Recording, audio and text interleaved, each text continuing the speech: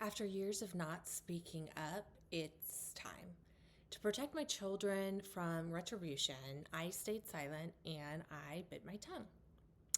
That's ending today.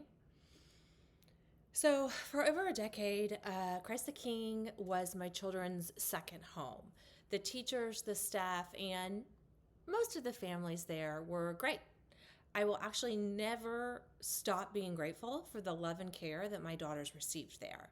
I could not have asked for a better school for them in their formative years, and honestly, I will forever be grateful. But the church leadership tied to this school, that's a different story, and one I have waited way too long to tell. So, here it is. A few years ago, I posted this on my Instagram page. As you can see, the carnival koozie kind of looked like a rainbow. It was funny and ironic, so I threw a couple pride stickers on it and posted it to Instagram. Didn't think about it again. It wasn't deep. It wasn't planned. It was just honestly me being the smartass that I am and being sarcastic. But clearly, that struck a nerve. The next day, I was contacted by the pastor. I decided not to take the call, and instead I walked into the church office and asked to speak with him face to face. So he came out and took me into his office and closed the door. I will never forget how I felt. His voice was raised, his tone was sharp, he was visibly angry. He demanded that I delete the post.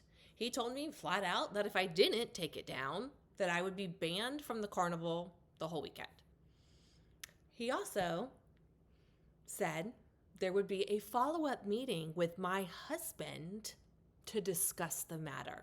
Let me be clear. I was not being spoken with, I was being spoken at. There was no conversation, there was no mutual respect, no listening. It was one man using his position in a way that, to me, felt controlling and intimidating. I am a grown-ass woman. I'm a mother, I'm a professional, and I'm someone who has poured tens of thousands of dollars into that school. And in that moment, I was being treated like a child who needed discipline, like I was in the principal's office. It was demeaning, it was controlling, and again, to me, it felt like a complete abuse of power. I left, I was just shaken. And even though I stood by that post, I took it down because, again, not a big deal, and I didn't want my kids to suffer the consequences. Carnival weekend, as you all probably know, is a huge deal for Christ the King kids. But that moment in his office changed something inside of me.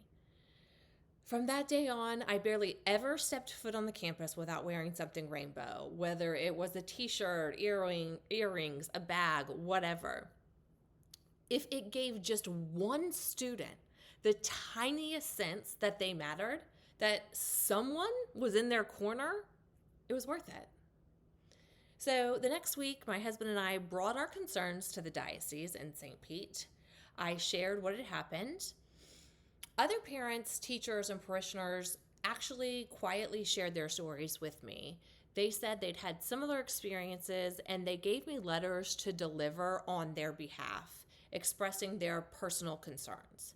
They asked to remain anonymous because they were afraid their kids might face retaliation. That says everything.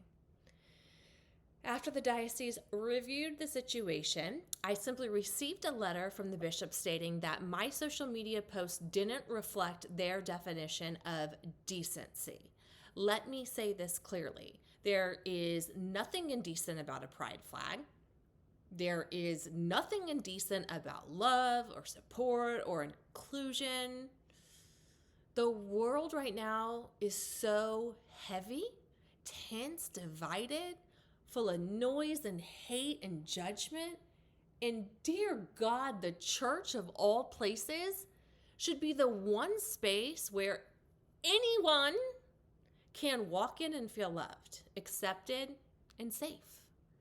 I've stayed silent to protect my children's school experience, but guess what? That chapter has ended, and so is my silence. To the teachers and staff, thank you. You are the soul of that school. To the church leadership, I hope you reflect deeply. I was silenced, I was dismissed, I was cornered, and yeah, I'm still angry.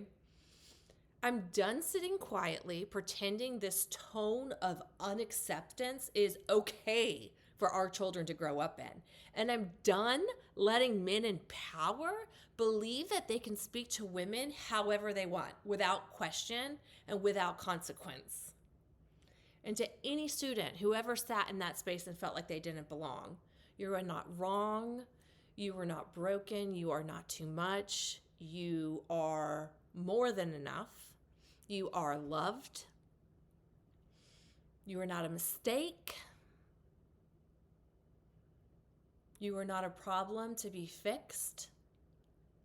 You are 100% perfect, and God loves you exactly as you are and exactly how He made you.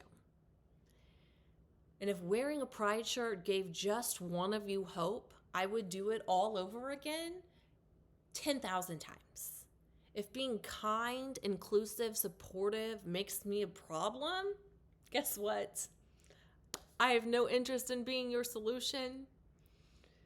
To the church, if your mission is to bring people closer to Jesus, to lead with love and preach acceptance, maybe it's time you take a hard look at who you place in leadership, because the tone starts from the top.